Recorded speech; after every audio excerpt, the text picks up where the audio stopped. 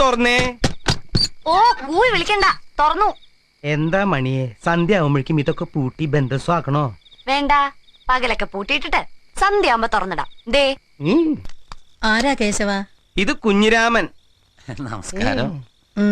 നല്ല കൈപ്പുണ്യുള്ള പാചകക്കാരനാ. കല്യാണത്തിരക്കൊക്കെ തുടങ്ങിയല്ലോ. ഇനി ബാലാമണി ഒറ്റയ്ക്ക് കൂട്ടിയാ കൂടില്ല. നന്നായി. ഇവക്കൊരു കൈസഹായത്തിന് പറ്റൂന്ന് വെച്ചാ ഞാൻ ഒരാൾ മതി, ഒരു ഊഹം കണക്കെന്ന് പറഞ്ഞാ മതി. സമയാസമയത്ത് വേണ്ടതൊക്കെ കാലായിക്കോളും. മുമ്പ് എവിടെയായിരുന്നു? മുൻപൊക്കെ നല്ല നല്ല സ്ഥലങ്ങളിലായിരുന്നു. കോഴിക്കോട് സാഗർ, പെരിന്തൽമണ്ണ സബ്രീന, കൊണ്ടോട്ടി സീനത്ത്, തൃശൂർ ആലുക്കാസ്. മനസ്സിലായില്ല. അതൊക്കെ ഇവൻ ജോലി ചെയ്ത സ്ഥലങ്ങളിലെ ഗൃഹനാഥന്മാരുടെ പേരാ.